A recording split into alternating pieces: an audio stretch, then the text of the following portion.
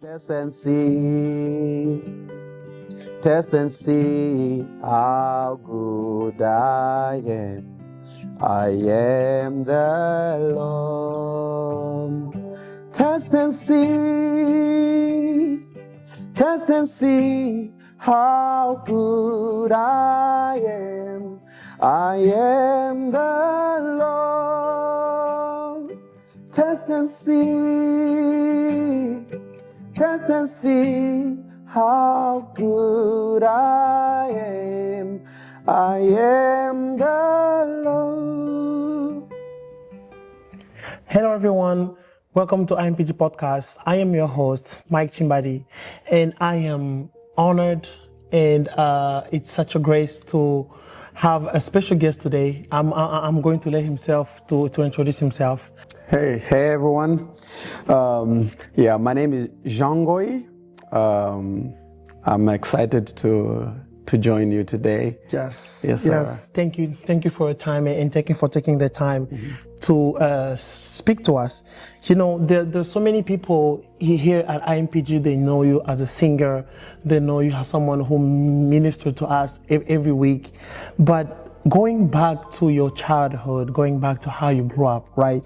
If you were to grow up, how was those experiences like for you, and how did that help you become who you are today? Oh man, that's a good question. That's a very good question. So,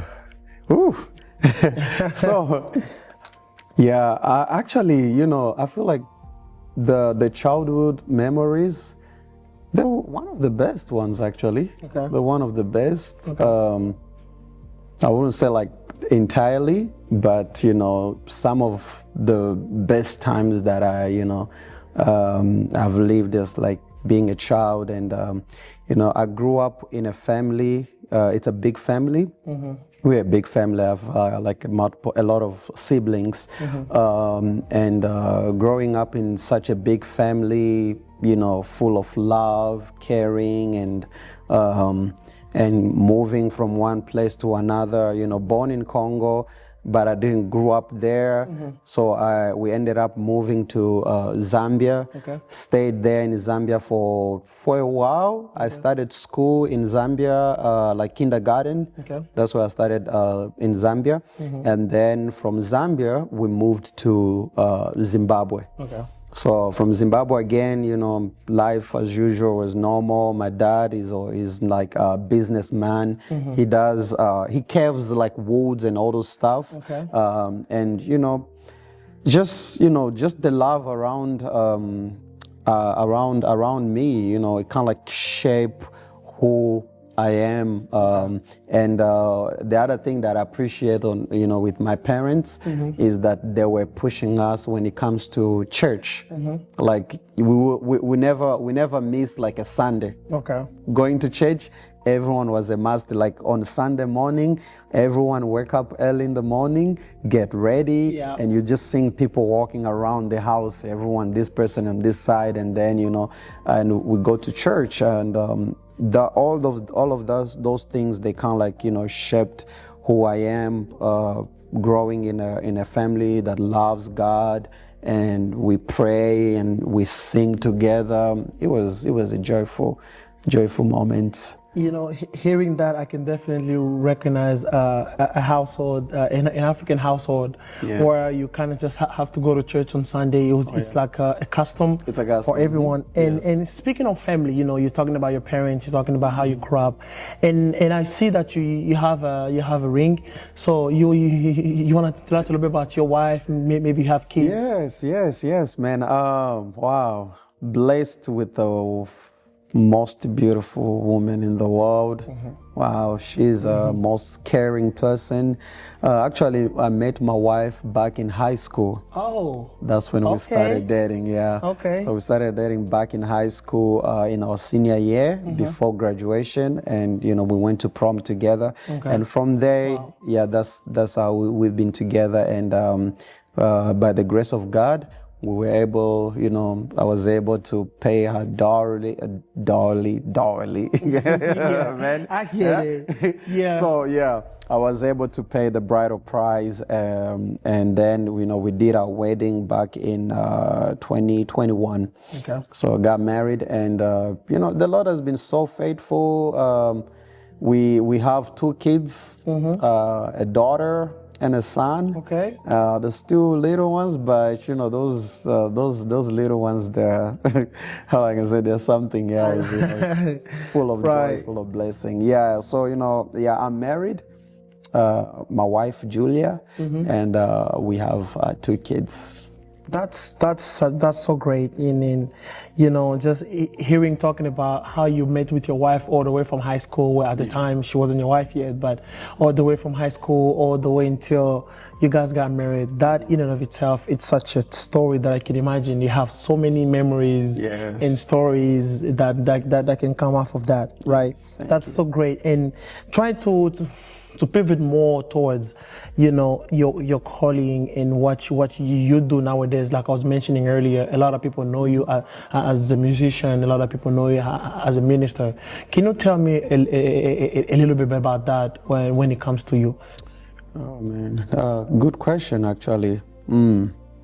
So growing up, I grew up singing in the church, singing like in choir, children's choir. Okay. And I just like in our family. First of all, in our family, we're like almost everyone is a singer. I don't know where that comes from, because if my dad would sing, you're like, okay, and if my mom, I would say maybe my mom, because my mom, she used to sing in the mother's choir back home. Okay. They were singing the Asafa song, the Tota. Yeah, she was the lead. Yeah, she was the lead voice. But again, in our family, we are like almost all the kids will just love with singing. And so growing up with the family where we just love singing together, music is everything. Like, during the night before going to bed, we'll sit outside, we put a fire on, and then we just singing songs over and over. So those memories are really good. So that kind of like shaped me growing up in church and singing in choir, from children's choir, and I was able to join the adult choir, like the praise and the worship team back home in Zimbabwe. And just the love of music, I just kind of like, well, I can't stop that. So when we got here in America, I think I remember the very first time that I went to the studio and sing a song, like it was back in 2015, together with my brother Serge Amani. Yeah, so he came to me again. Before even that, he knew me from church, IMPG, who was singing in the choir, and he knew like, okay, this guy is a singer, as a musician, so let's work something. So we did our first song called I Celebrate. So he reached out to me, hey brother, I have this song, and then I would love both of us to sing, because he does like rap. So I was like, yeah, that's fine. So we went to the studio, and then we sing the song, and that was the very first time going to the studio and singing a song, and that came out like a professional, and then we did like a music video to it. So that's when I was like, okay, now there's no stopping, so let's start. So that's part of me like, just singing, releasing songs and everything. But now when it comes to church, that's totally something different. For me, when it comes to church, when it comes to the singing part, is more of like me ministering, and not just like singing and performing, or let the service go on or something like that. It's more of like me ministering to people and just allowing God to use me as his instrument. That's all I can say. That's wonderful. And I hear you talking about ministering to people and then letting God use you. And you mentioned earlier that you grew up in a household where you used to go to church, you grew up in choirs and whatnot. But at what point in your life where you decided to make that relationship personal with God? Because so many times a lot of people, they just think that because I go to church and my parents, they take me to church, that I'm automatically Christian, you know. But at what point in your life you kind of just like made that decision for yourself? That's a good question. Yeah, I think so. I was baptized. I got baptized in 2009, if I'm correct. 2008 or 2009. Okay. That's when I got baptized. But again, it never felt like, you know, like something. You know, yeah, when you get baptized and then, you know, that same day is like, you know, you feel something like, yeah. But in terms of like, you know, like now the journey, it didn't feel quite right. But the time that I was very, very convinced about, you know, just me having or falling in love with God and just be so to the point where people, you know, when they see you, have you ever, like, you know, someone who just love things about God and people, they just look at him and they're like, who ni pastor too? Like, this is a pastor, you know, he always like, you know, yeah. So that's the way I was, you know. I just love God so much. And then I remember back, it was a day I got sick. I was very sick. I don't know what was the sickness, but it was really, really, really bad, like really, really like life threatening. And then my mom took me to the hospital, and we went to the hospital, and then the other thing is like I don't like hospitals. Like as growing up as a child, I never liked hospitals, man. Like doctors, like you see a doctor, run away. But she took me we went to the clinic, to the hospital, and then I ran away. Like I ran outside, and when I was outside, I was like I started throwing up, like just throwing up really like unstoppable. And then one person saw me, and then they went and called my mom, and then they came, and then from that clinic, they were like, well, we can't do any treatment right now because whatever we have, we don't have anything. And then they had to transfer us to go to a hospital, and that hospital was like I think maybe 3 hours of driving. Okay. Yeah, going to this, like it was considered like the biggest hospital. So, you know, throughout those moments, me getting sick, and then, you know, I was just, I had this conviction and trusting God, like, you know, for healing. Like, God, heal me, you know, heal me. I remember one day I was just sitting outside our house, and I'm just like, you know, just thinking, you know, about, no, I won't say about life, but just thinking about this whole situation, the sickness, and I just started crying, and then my mom, she came, like, why are you crying? I'm like, I don't know, but I want this sickness, you know, to go away. And then I think she had called the pastors, and the pastors came, and you know, they prayed over me.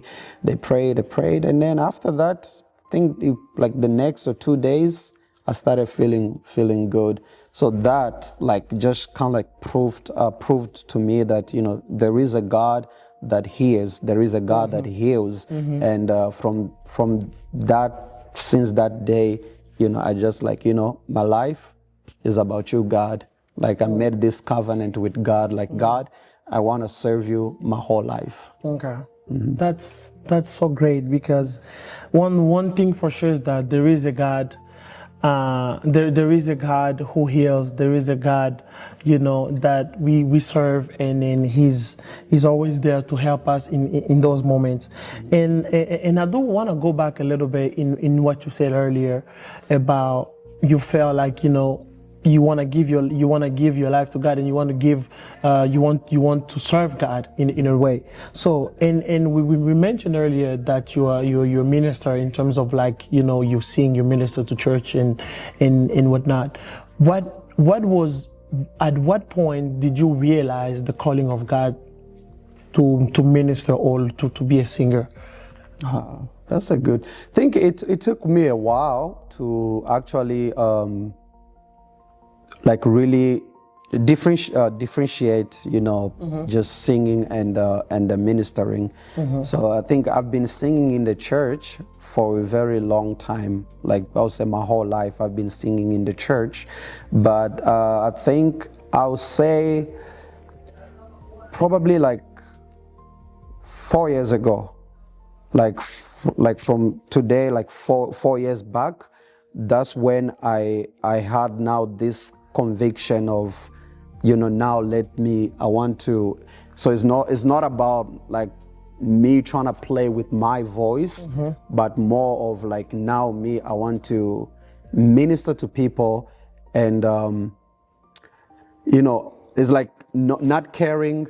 When you're a singer, we are more, you want to take care of your voice. Like you don't want your voice to go bad. And then I used to be like that. I just like, I don't want to sing too much. I don't want to, let me sing technical and not just, I don't want my voice to, cut off. But it came to a point where I had to, like God kind of like convinced that to my heart. It's like, it's not about your voice or whatever. It's about the gift that I've put in you that I want you to share with the people, and I'm going to use you through the same gift. So now I had to surrender myself and then start now thinking on just ministering to people. Like just ministering, like when you're singing, it can be words of encouragement, give a biblical verse, and talk to people, connect with people, and just keep the service going. But that started 4 years ago. Okay. Yeah. Okay. That's so great. From singing at church, and then you are coming to, like you said, ministering, and I do actually, since we have the opportunity to talk about it, I do want you to speak on a little bit on, you said you just didn't want to sing anymore, but you also wanted to minister. What can be a difference for someone who's serving in the choirs or someone who's singing? Like what can be like a difference that will tell you that like I'm not singing anymore, but I'm starting to minister? Like what can be those things that either someone can identify for themselves, or if they want to minister, what can be those things that they can do for themselves to help them get that level? Yeah, it's always start with you personally. Like it's always start with you. So let's say, for example, before you're a singer, and then you sing in the church all the time, and before you come to sing, you have first to minister to yourself, meaning you have to stay in God. That includes prayer, praying by yourself, like you're just praying for God to use you as the instrument, So the difference between someone who is just singing and someone who is like ministering, someone who is singing, they're just, it's like a performance, right? It's just a performance. You are singing, you have a count, you are counting, you are just performing. That means, let's say, for example, they give a song, and then the song has, the structure. So they were like, okay, we have the first verse, we have the second verse, we have a bridge, we have a chorus. So now you are on the stage, your mind is fixed on making sure that you did the verse, you did the chorus, you did the bridge, to the point where you're forgetting the people who are sitting there that God wants you to talk to, because like singers, musicians, we are like the preachers, we are like pastors, We want God to use us, to speak through us, so that people can hear the message. Yes. So that's when now it comes in ministering, because in ministering, you're not just singing the song, you're not just want to carry the service to go on, but now you are asking God to use you as the point of connection, where God, use me so that these people can also see you through me, so they can also be blessed, they can also see your hand, they can feel something about you. So that's whenever in ministering you see someone who is like ministering with a song, with words, with like Bibles, in the middle of a song, you stop and you start talking to people, You don't know who is having a bad day. You don't know who is passing through something. So when now you start talking to people and God is speaking through you, so it's like ministering. You can even be like giving a prophecy. Right. Right. So that's a point where my heart and my desire, or I feel for every singer in the church, they have to reach to that point where it's not about just singing songs, but it's about like communicating with people and speaking what God wants you to speak to people and singing the songs that God wants you to sing, and not just singing, but also, you can like prophesizing, Well, that's the word. From what it sounds like to me is like you are encouraging people to have such more personal relationship with God. Yes. Right? Would you say that's the case? Yes. Which is a form of reverence, which is worship. Okay. That's so great, and it's such great that you are here. Who you are, you're a minister, and then you minister to people, you sing songs, and you perform, and the good thing is that you do both sides of it. Correct? If I'm not mistaken. Oh yeah. I try my best to differentiate it depending with where I am, the environment where I am. It can be let's say for example they invite me to go sing a song at like a party or someone, they like one day I got like invited to go to sing, someone needed a song while they were proposing. Okay. So that is just performing. I don't have to be there and start, Yes. the Lord. Nah, I was just singing. That is so great. Yeah. That is so great. This is really, really good material. Yeah. And you were talking about ministering and your growth with your career, your relationship with God, and in music. And I really want you to speak on a little bit about what was the biggest moment where you felt like there's a turning point for you, or like the biggest growth you had in your journey. Well, whether it's while ministering or with God, or just like in whatever angle you want to take it on. Oh man.